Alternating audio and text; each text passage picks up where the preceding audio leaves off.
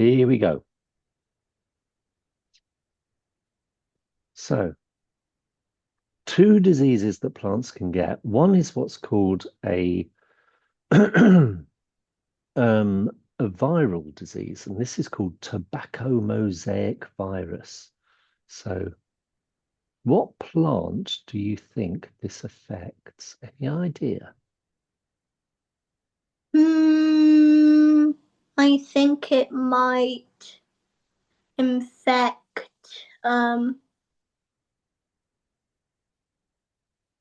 Well, it affects tobacco. Tobacco is a plant, and it's the plant that we use to make cigarettes and things like that, okay?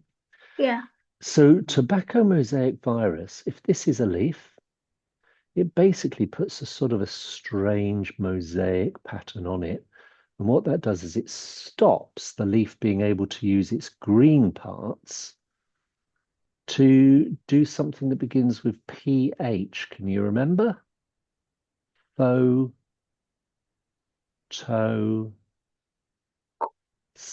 Photosynthesize or photosynthesis, Yeah, I right? think I remember photosynthesis. Okay, that's how plants get their energy, you see, from the sun in through the green parts. But if you've got this tobacco mosaic virus, then the poor plant can't take in that energy from sunlight, can it?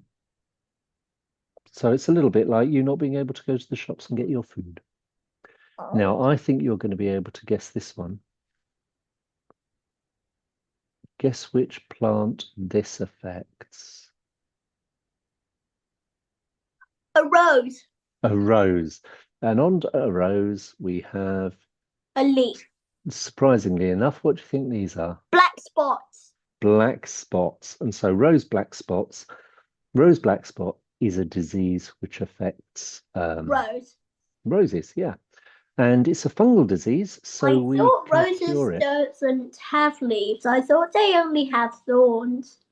Oh, they do have thorns, you're absolutely right, but they also have leaves and they have lovely, of course, rose flowers, right? Oh. Now, these black spots, what do you think they might do to stop the plant being well? What might they stop happening? They might stop the beautiful smell. No. What am I They'll drawing? stop the sunlight from getting to them. Exactly. So it prevents. Oh, Photosynthesis. brilliant. Well done, mate. So that's rose Mm, black spot. got And it we can wrong. use a fungicide Photosynthesis. to cure it because it's a fungus, right? Fungus. Yeah, fungus, a bit like sort of mushroomy stuff. Yeah, fungus. If you don't clean between your toes, you can get fungus there as well. Mm, Anyway, mm, stunted mm, growth mm. is a nitrate deficiency and proteins as well. And sometimes plants have, instead of where they should be all nice and green like this and nice and healthy, instead of that, they sometimes just have sort of whitish pale leaves, yeah, so not Yeah. not completely green. That is something called chlorosis, and chloros, Chlorosis. I thought you were yeah, going to say something else. No, chlorosis stops it being able to photosynthesize very well because it hasn't got as much chlorophyll because it's not got any of this stuff. Can you say this rather long word? magnesium. Magnesium. And magnesium is something that is found in the soil. But if it's not found in the soil, the leaves can become pale and the thing can suffer from something called chlorosis. All Chlorosis. right. How are you doing, Alvin? Good. Okay, last section then. Looking at the ways in which plants can protect themselves. Um, so their defenses, because defenses is sort of like how you protect yourself, isn't it? Yeah, defenses are like shield for knights. Yeah, they can have a physical defense. Now, a physical defense is something like, for example, bark. You know, bark that's on trees.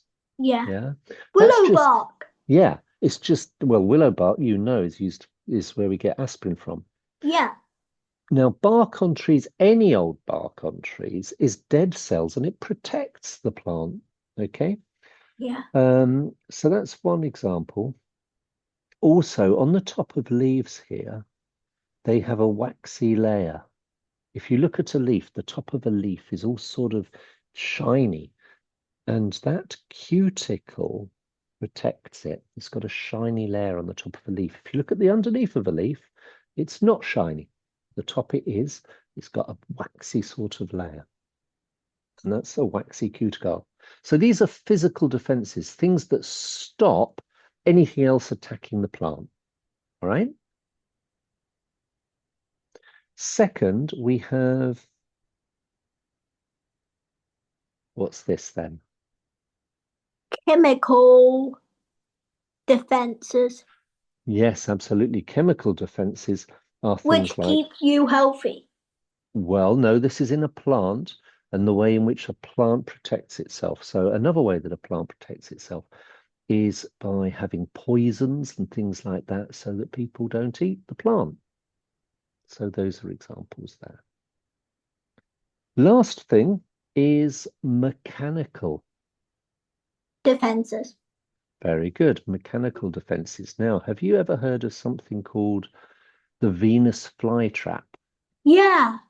Right. It Well, that it has loads of detectors, and if any fly touches those detectors, the Venus flytrap will do like this. Shut. exactly. Well, that's a mechanical defense. In other words, it's something that just clamps shut Senses things. or something like that. I should have said also that something called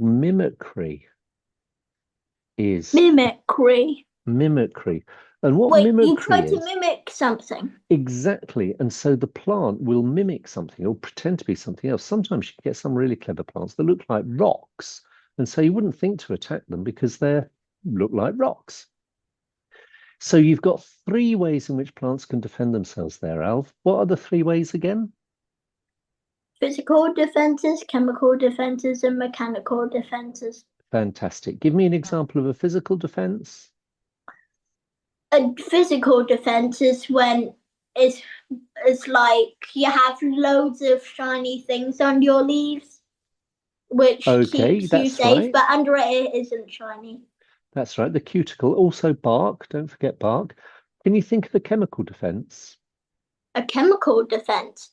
Yes. Ways in which plants protect You themselves. lay poisons on yourself so humans don't eat you. Yeah, absolutely. You're talking as if you're a plant here.